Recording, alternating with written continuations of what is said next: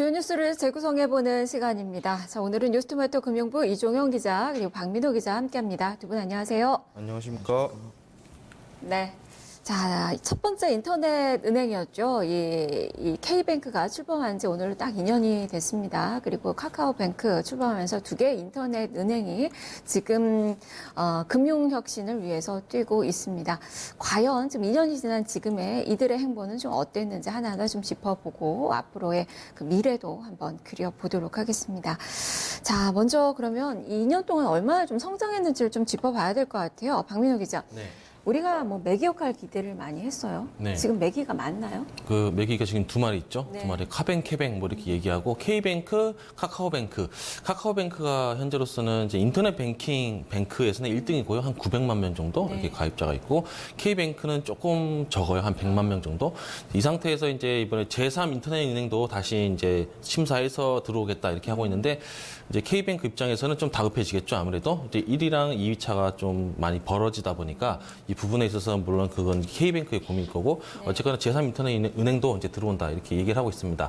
대출 관련된 부분 고객 수 확보는 좀 많이 늘었어요. 특히 네. 이제 카뱅, 캐뱅이 이제 매기처럼 들어오다 보니까 모바일 관련된 은행 업무, 모바일 대출 그런 이제 기존의 은행들도 뭐 신한은행, 우리은행, 뭐 그런 하나은행 도 이제 모바일 관련된 사업을 많이 펼쳤어요. 그래가지고 뭐 여러 가지 시너지 효과가 있었는데 중요한 거는 이제 이 시장을 결국에는 이제 인터넷 은행들이 어떤 새로운 혁신적인 서비스를 내세우면서 뭔가 좀 부가적인 그런 가치를 창출할 것이라고 예상을 했는데 사실 기존에 있던 시장을 조금 나눠먹기 하는 식으로밖에 되지 않았거든요. 그러니까 기존에 했던 은행들의 업무를 단순히 모바일로만 더 채우고 있다. 이런 부분에서 좀 문제가 되고 있어요. 이제 규제는 규제대로 계속 묶어져 있고 혁신을 위해서 인터넷 은행을 만들었는데 혁신을 할 수 있는 그런 규제는 여전히 남아 있어가지고 실제 새로운 뭐 물건이라든지 새로운 금융 상품을 만들어낼 수 없는 구조가 좀 있다. 이런 부분에서 좀 문제가 되고 있습니다. 그러니까 기존의 은행 산업에서 조금 덜어가지고 일종의 미니뱅크 형식으로 좀 전락하고 있다는 그 비판적인 목소리가 많습니다. 최근에는 이제 은행 업무가 어떻게 세계적인 흐름으로 바뀌고 있냐면은 콜센터에 예를 들어서 신용카드를 잊어먹어서 콜센터에 전화하잖아요. 네. 그러면 응대를 해주시는 직원분이 있잖아요. 네.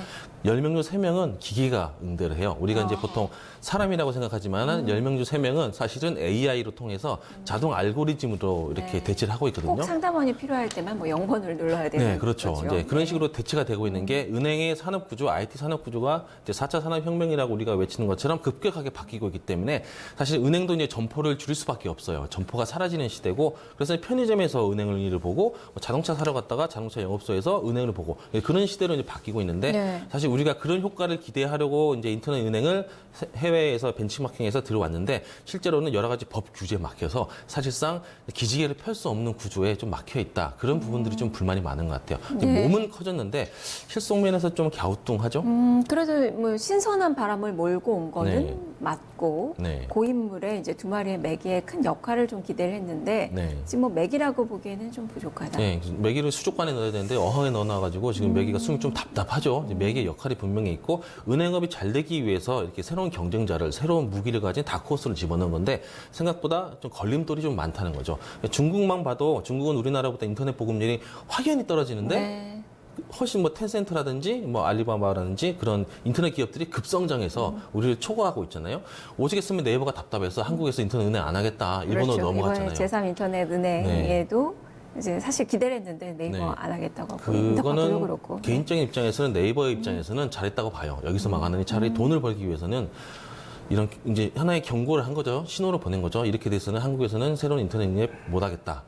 그런 좀 경종을 좀 정부 규제 당국에서 좀 받아들였으면 합니다. 네. 규제가 큰 문제였다. 네. 일단은 지금 현재 2년간에 봤을 때 성적표에 뭐 좋은 학점을 주기에는 좀 네, 어렵다. 한 C 플러스 정도 되는 것 같습니다. 아, 그래서 C 일은 열심히 했으니까 플러스. 낙제는 면했죠. 네, 낙제는 F는 면했다. 아니지만 네. 지금 뭐 중간도 안 되는 성적인 거네요. 자, 네. 그래서 이종윤 기자가 볼 때는 사실 이 인터넷 은행이 도입된다라고 했을 때 금융권이 정말 긴장을 많이 했거든요. 네. 지금 뭐 우리 금융시장에 미친 그 영향은 좀 어떻게 보세요? 지금 2년으로 거슬러 올라가면 그때 당시에는 시중은행에서 공인인증서가 없으면 인터넷 뱅킹을 이용하기가 힘들었고 그다음에 통장을 만들려면은 이제 퇴근 시간 근무 시간에 시간을 내서 은행 영업점에 가야 되는 거죠. 근데 이제 인터넷은행이 이제 영업점이 없이 영업을 그 사업을 하는 구조니까 24시간 시간이나 장소에 구애 없이 네. 직장인들도 이제 은행 업무를 볼 수 있다는 점에서 선풍적인 인기를 끌었습니다. 네.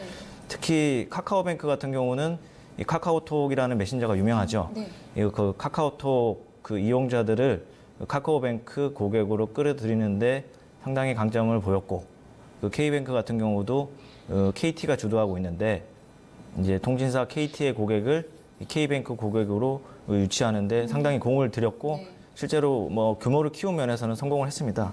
그리고 뭐 인터넷 은행이 등장하면서 시중은행들도 이제 부랴부랴 영업점 시간에 제한 없이 통장을 만들 수 있거나 카드를 가입할 수 있고 뭐 대출을 신청할 수 있는 모바일 뱅킹 시스템을 만들었습니다. 그래서 뭐 시중은행들이 기존에도 인터넷 뱅킹이라는 것이 원래 있었는데 그것을 이제 모바일 버전으로 고도화시켜서 인터넷 은행 속도나 편리함에 못지않게 시스템을 만들었습니다. 그래서 지난 2년간의 성과를 보면 그래도 공인인증서가 사실상 많이 폐지된 부분, 그리고 이제 비대면으로 영업점에 실제 가지 않더라도 통장을 가입할 수 있는 부분은 이제 아무래도 인터넷 은행의 성과가 있는 부분은 있습니다. 일부 성과가 있다. 네. 그리고 이제 금융기관의 디지털화의 바람을 어느 정도 좀 불었다. 이 점이 정말 상당히 많죠. 말씀해 주셨듯이 비대면 거래가 되는 거, 24시간 거래가 되고, 그리고 무엇보다 금리가 싸요. 인터넷 은행 이용하세요? 네, 저도 모 통신사를 이용하고 있기 때문에. 저도 가입했습니다. 이용하면 전 대출도 받아보고 정말 뭐 유용하다, 정말 강점이 있다라는 생각이 많이 드는데 하지만 전체 은행권에서 보니까 이 두 은행이 차지하는 비중이 1%도 안 돼요 보니까 0.9 네, 정도밖에 0.8. 안 되더라고요. 네. 그러니까 이제 은행권에서는 처음에 이제 이들이 출범하기 전에는 상당히 긴장을 좀 많이 했었지만 하고 보니까 이 별거 아니더라. 뭐 디지털화를 많이 이제 추진하려고 했지만 이 뚜껑을 열어보니까 이제 그게 아니었고 위협적인 존재가 아니었단 말이죠. 그만큼 이 기존의 은행권의 기득권이 좀 강하다고 봐야 되는 거예요. 네, 그렇죠. 근데 자산 규모로는 지금 전체 다른 은행권에 비해서는 인터넷 은행 두 곳이 0.8% 정도밖에 안 됩니다. 근데 뭐 출범한 2년밖에 안 됐기 네. 때문에 자산 규모가 적은 걸로는 뭐 문제를 삼기가 어려운데, 근데 이제 시간이 지나면서 시중은행과 차별점을 찾기 어려워지고 있습니다. 인터넷 은행이 처음에는 매개 효과를 일으킨 게 많지만, 네. 근데 이제 편리함이나 속도를 키우는 것만으로는 시중은행의 기득권을 잡기에는 역부족인 거죠. 그렇다면 뭐 우려 요인이 좀 많이 있을 거예요.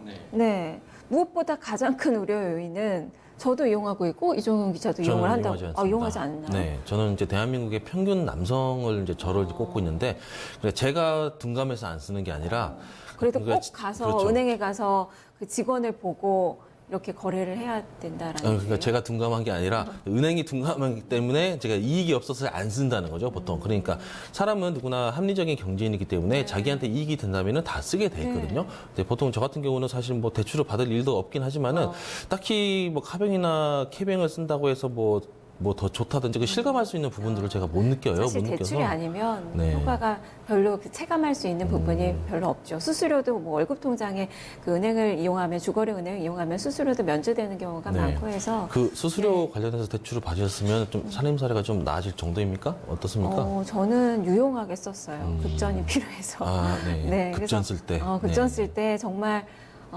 은행에 가지 않고 갑자기 그냥 필요한 돈을 쓸 수 있고 또 금리가 상당히 낮더라고요. 그리고 대출 심사 이런 거 잘 안 하나 보네요. 네, 아. 되게 간소해서 네. 그냥 공인 인증서만 있으면은 전체가 다 되고 그리고 중간 상환을 하더라도 중간에 이제 상환하더라도 이제 수수료가 없고 이런 장점이 있더라고요. 네, 그렇군요. 저는 뭐 아내 몰래 대출 받을 일이 없어서 사실상 네. 예, 항상 추적당하거든요. 그래가지고 사실 그럴 일이 없어서 이용을 잘 안 합니다만. 네. 아무튼 근데 여러 가지 이제 인터넷 은행 중에서도 사실 기발한 아이디어가 많아요. 네. 예를 들어서 이제 포인트 있잖아요. 은행에서 뭐 신용카드사라든지 금융업계에서 신용카드 같은 거 많이 쓰고 이러면은 이제 포인트가 조금씩 쌓이잖아요. 포인트가 쌓여가지고 가끔씩 이제 은행 사이트나 보면은 좀 저가의 어떤 상품을 포인트로 구매할 수 있는 그런 상품들이 있는데 어떤 이제 은행업계에서 아이디어를 낸 게 포인트로 물건만 사지 말고 은행 결제를 포인트로 하면 안 되냐. 이게 포인트 자기 거잖아요. 자기 네. 건데 이걸로 은행에서 그냥 제공하는 그런 상품 같은 것만 구매하는 거 말고 포인트로 공과금 결제할 때 포인트로 쓰면 안 되냐. 이런 아이디어도 냈었어요. 실제로 포인트가 자기 고객 거니까. 근데 금융당국에서 안 돼. 이제 그렇게 한 거죠. 은행 입장에서도 안 돼! 막 이러니까 이제 그런 기발한 아이디어로 4차 산업혁명의 은행업을 좀 붐시킬 수 있는 인터넷 뱅킹 아이디어가 많은데 사실 사장되는 게 좀 많죠. 그런 점들이 좀 아쉽죠. 그래서 대출 관련된 업무만 집중하고 있고 그래서 시장을 결국 나눠먹기밖에 안 된다. 이런 부분들이 좀 지적이 되고 있습니다. 네, 무엇보다 실적이 좀 안 좋죠. 2년 동안 적자 면치 못하고 있는 거죠. 네.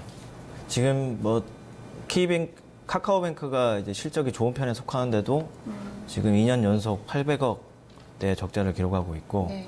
K뱅크도 첫 해 1000억의 적자를 기록했다가 이제 작년에 200억대로 적자를 많이 줄이긴 했는데 여전히 적자를 기록하고 있습니다. 이게 왜 그러냐면 이제 인터넷은행이 시중은행과 마찬가지로 지금 예대마진 수익 구조에 기대고 있습니다. 왜냐하면 예대마진이라는 게 뭐냐면 결국 가계대출을 많이 늘려서 대출 이자로 이제 수익을 늘리는 건데 네. 작년이나 재작년에 이제 가계부채 규제가 당국이 크게 시행을 하면서 이제 인터넷은행들이 후발주자인데도 이 가계대출을 늘리는데 상당히 제약이 있을 수밖에 없죠. 그리고 지금 수수료 무료 정책을 계속 시행하고 네. 있습니다. 2년 내내. 그러니까 뭐 어느 은행의 ATM 기기를 가서 인터넷은행 출금을 하더라도 원래 수수료를 고객이 인터넷은행에 내야 되는데 지금 인터넷은행에서는 고객 유지 때문에 받고 있지 않습니다. 이 때문에 계속 지금 뭐 적자 구조를 면치 못하고 있는데 뭐 결국 대출을 늘려야 되는 게 지금 뭐 수익 구조에서 뭐 적자를 면할 수 있는 유일한 해결책인데 네. 이제 대출을 늘리려면 증자를 해야 되는데 이 상황도 마땅치 않고 이자 마진 수익에는 계속 의존하고 있고 이 그러한 악순환에서 계속 벗어나고 있지 못하고 있습니다. 그러면 이제 차별성 그리고 지금 뭐 경쟁력 어쨌든 말씀해 주셨던 그런 이점 부분이 그게 차별성이고 경쟁력인데 이걸 계속하기는 어렵다라는 이야기인가요? 네.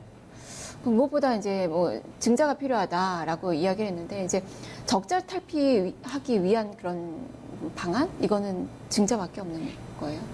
네, 뭐 장기적으로 봤을 때는 뭐 전략을 다변화하거나 네. 뭐 여러 가지 수익 창구를 기대할 수 있겠지만은 지금 당장 인터넷은행에 급한 것은 이 증자를 통해서 자본금을 늘려야 됩니다. 그래야지 대출 영업을 확대할 수 있는 뭐 기반 자금도 이제 많아지는 거기 네네네. 때문인데 지난해 이제 인터넷은행 특례법이 통과되면서 이 자본금을 늘릴 수 있는 여건이 됐죠. 예, 제도적 네. 환경은 갖춰졌습니다. 그래서 이제 원래 KT나 카카오가 인터넷은행 지분의 지금 10%대 정도의 지분만 가지고 있는데 지금 통과된 법에 따르면은 이 34%까지 지분을 늘릴 수도 있습니다. 그런데 이제 IT 기업이 이 지분을 이처럼 최대로 늘리기 위해서는 결국 이제 당국의 이 적격성 심사를 통과를 해야 됩니다. 근데 그게 문턱을 넘기가 어렵다는 거죠. 지금 현재 상황에서. 네, 현재 상황에서는 지금 KT나 카카오가 통과할 수 있을지는 상당히 불투명한데 두 기업 모두 최근에 공정거래법 위반으로 네. 조사나 재판을 받거나 받은 곳도 있고 그다음에 위반한 전력 때문에 벌금형을 낸 곳도 있습니다.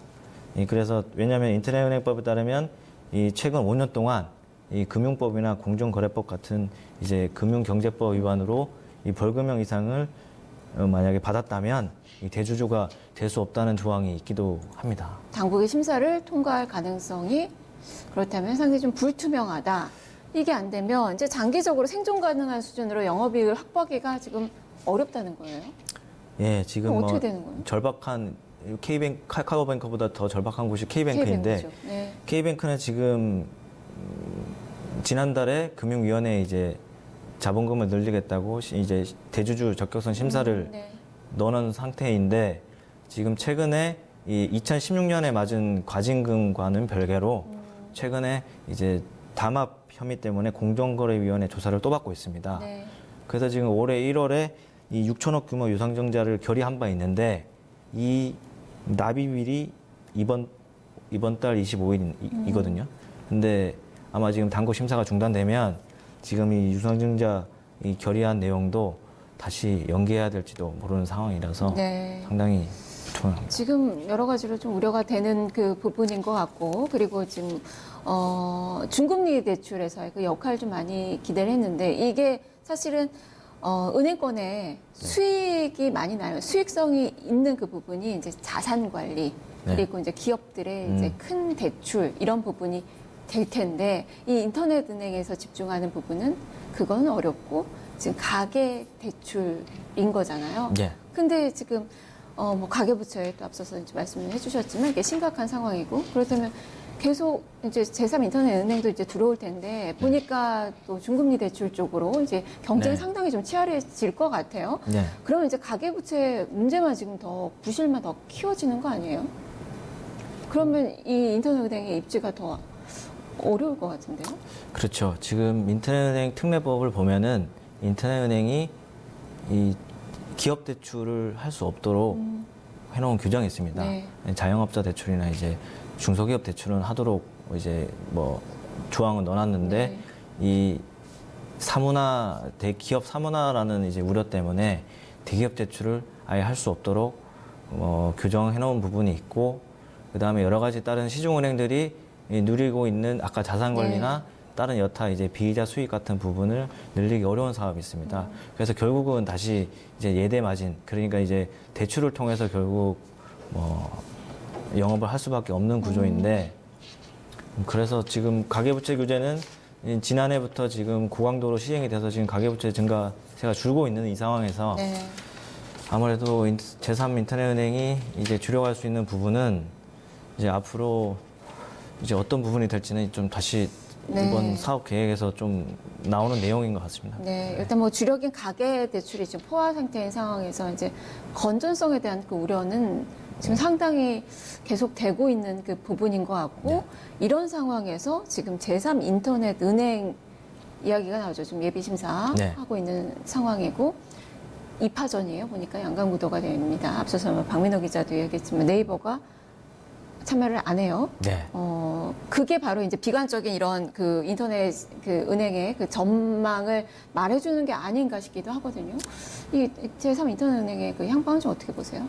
예, 뭐 작년에 문재인 대통령이 이제 인터넷 은행이 혁신 아이콘이다 네. 그렇게 강조를 해서 제3 인터넷 은행에 네이버나 다른 대형 기업들이 많이 들어올 줄 기대했는데, 아까 말씀하셨듯이 네이버는 국내보다는 이제 해외에서 금융업을 하는 게 더 낫다고 판단해서 이 계열사의 라인이라고 있는데 라인을 가지고 해외로 진출을 했고, 그다음에 대형 온라인 쇼핑 업체인 인터파크도 이제 발을 뺐습니다.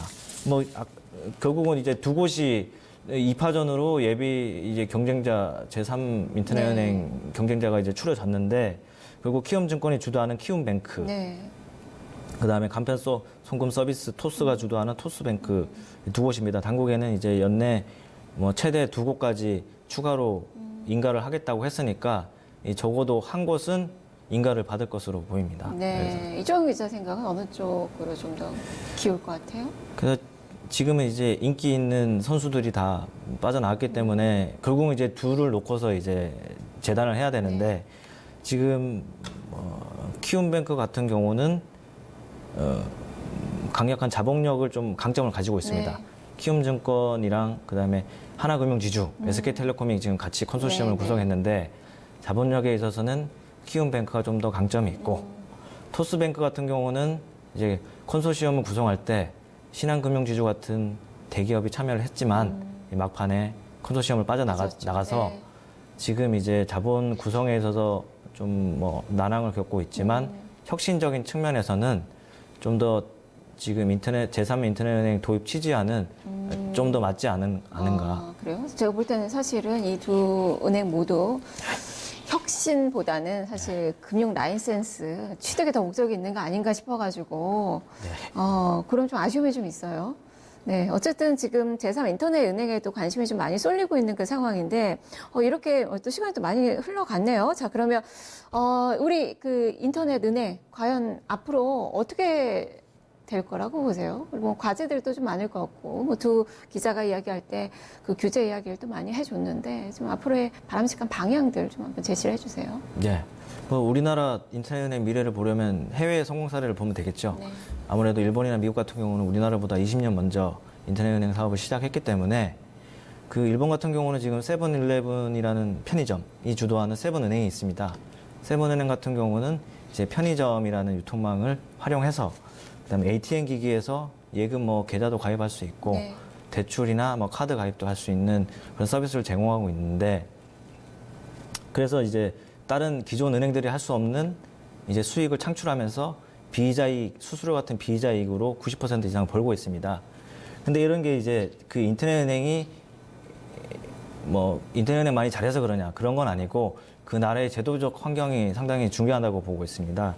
예, 왜냐하면은 우리나라는 지금 인터넷 특례법이라는 게 작년에 통과가 됐지만 지금 IT 기업이 인터넷은행을 주도해서 설립하도록 이 자격 기준을 상당히 지금 좁혀놨습니다. 그래서 지금 다른 삼성이나 SK 같은 대기업들은 인터넷은행을 하고 싶어도 아예 처음부터 할 수 없는 상황이고 그리고 우리나라는 그리고 수수료 같은 비이자이익을 좀 늘리려고 하면은 이게 여론이 상당히 좋지가 않습니다. 네. 뭐 국민성이라고 표현할 수는 없지만 근데